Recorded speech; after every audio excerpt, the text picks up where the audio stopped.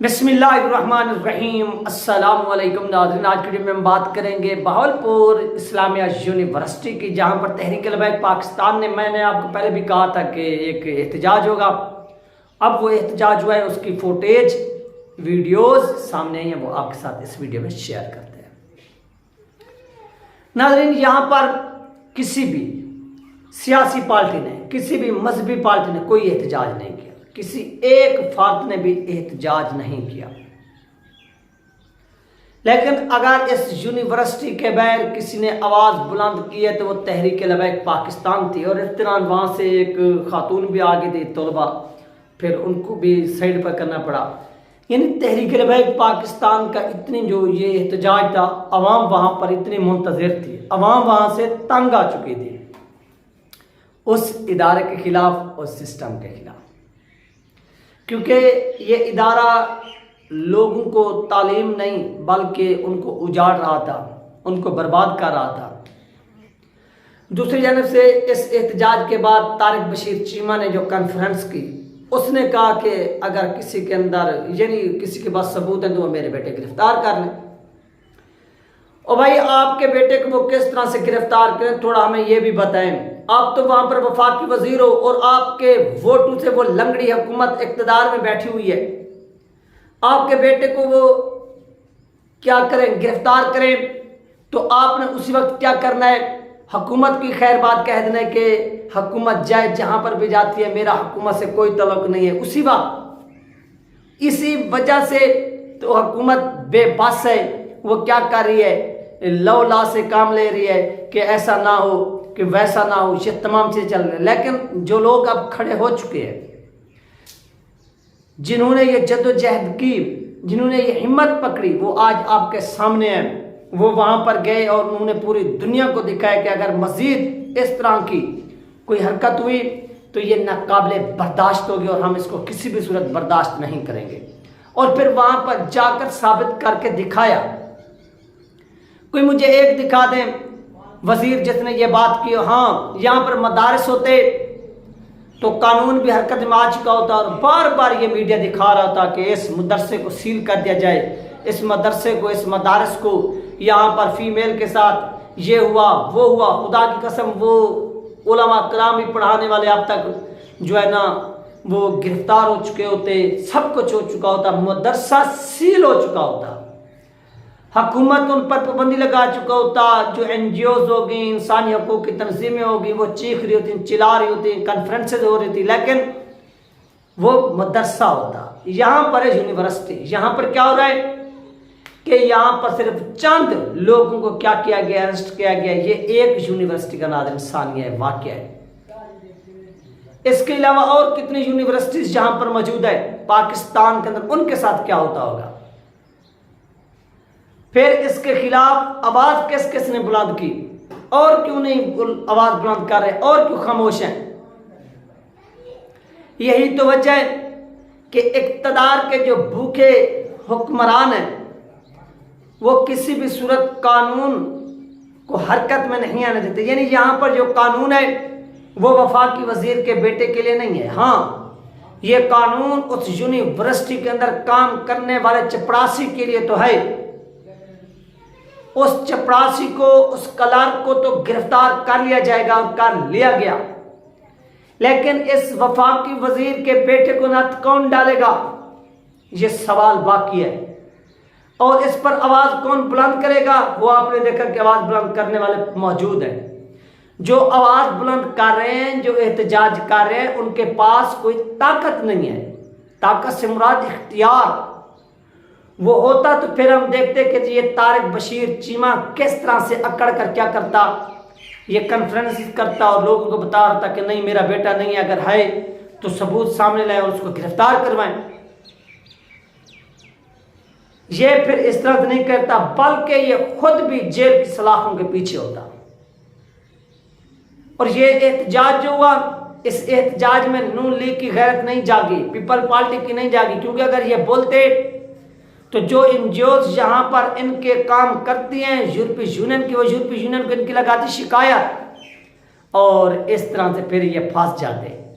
फिर ये काम करने वालों ने किया, उन्होंने कहा कि जाने यूरोपीय यूनियन जहां जाती हैं जाएं, आपकी तंजीम में हम ये काम करेंगे। गुज़श्ता रात भी आपने देखा कि भावलपुर के जो अमीर हैं सैयद अहमद शाह बुखारी साहब, उन्होंने एक स्पीच की और अपनी स्पीच में उन्होंने जो बातें की उनकी बातों से 100% जो ना मैं इत्तफाक करता हूँ, 100%। उन्होंने वाज़ेह तौर पर कहा कि ये एक इस्लामिया यूनिवर्सिटी भावलपुर की, ये एक छोटी सी यूनिवर्सिटी, यानी एक छोटी यूनिवर्सिटी है, इतनी मशहूर नहीं है जितनी और यूनिवर्सिटी मशहूर हैं, जैसे पंजाब के अंदर और कायद-ए-आज़म यूनिवर्सिटी हो गई, यानी और भी बहुत सी हैं। वहाँ के क्या हालात होंगे, ये इस चीज़ की तहकीक करनी चाहिए कि वहाँ पर भी क्या कोई दरिंदे इस तरह का काम, इस तरह का धंधा कर रहे हैं, ये चीज़ें भी देखनी चाहिए। अगर ये चीज़ें हमने देख ली तो उसके बाद उनके खिलाफ एक्शन हो गया। अगर ये तारिक बशीर चीमा का बेटा गिरफ्तार हो गया, और ये चंद दिनों की बात है नाज़रीन, ये एहतजाज भी हो रहे हैं, लोग अरेस्ट भी हो रहे हैं, आने वाले चंद दिनों के अंदर अंदर ये मामला दोबारा दब जाएगा, और जब ये मामला दोबारा दबेंगे तो फिर क्या होगा, फिर उसी तरह से ये लोग रिलीज़ हो जाएंगे और पूरे प्रोटोकॉल के साथ इनको अदालत में पेश किया जाता है, वो भी आप लोग देखते हैं। अगर यहाँ पर कोई एक गरीब होता तो लेकर जाने वाली जो हमारी पुलिस है, जो हमारी इंतज़ामिया है, उसका रवैया और होता उसके साथ, और जो उसके साथ सलूक होता वो और होता।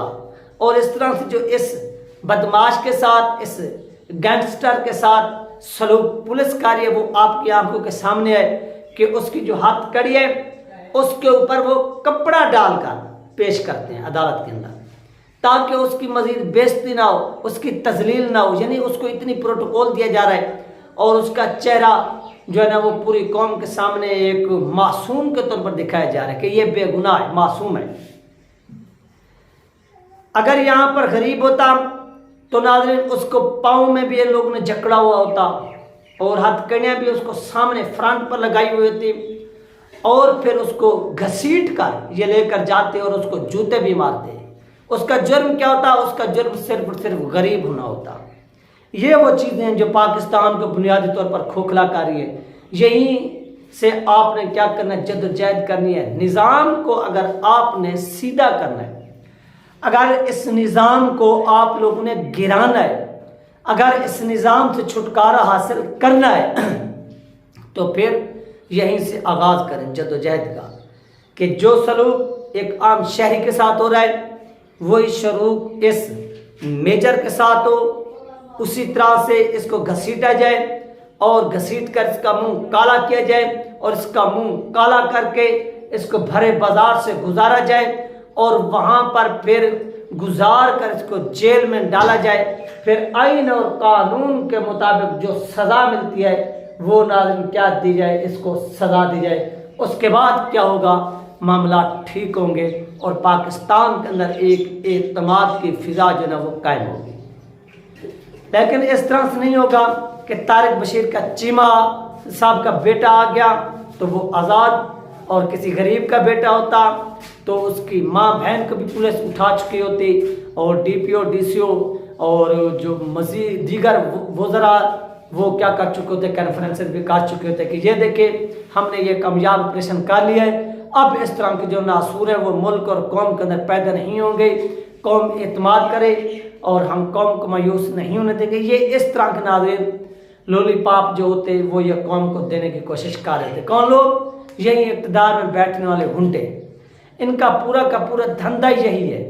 जितने भी इक़्तिदार के पुजारी हैं ये वो काम करते हैं ब्लैक मेलिंग करके, और इनके खिलाफ तहरीक लबैक पाकिस्तान ने जो एहतजाज किया और इस कामयाब एहतजाज पर क्या हुआ, हम उनको मुबारकबाद पेश करते हैं कि उन्होंने इस पर अपनी आवाज़ बुलंद की और एक कामयाब एहतजाज रिकॉर्ड करवाया और लोगों को बताया कि देखो अगर मुश्किल के इस वक्त में भी आपके लिए कोई मैदान में खड़ा है, कोई जद्दोजहद कर रहा है, तो वो तहरीक लबैक पाकिस्तान है। इनके चेहरे पहचान ले, इनका नज़रिया देख ले, आपको हर मैदान में हर जगह पर आपकी, चाहे वो इज़्ज़त का मामला हो, वो माल का मामला हो, चाहे वो औलाद का मामला हो, चाहे हजूर पाक सल्लल्लाहु अलैहि वसल्लम की नामूस का मामला हो, ख़त्म नबूवत का मामला हो, ये लबैक के लोग ही आपको फ्रंट लाइन पर नजर आएंगे और पाकिस्तान के नजरिए का दिफा भी करते हुआ नजर आएंगे। ये नाज़रीन अपडेट जो आप लोगों के साथ शेयर की गई। नेक्स्ट वीडियो में अल्लाह हाफिज़।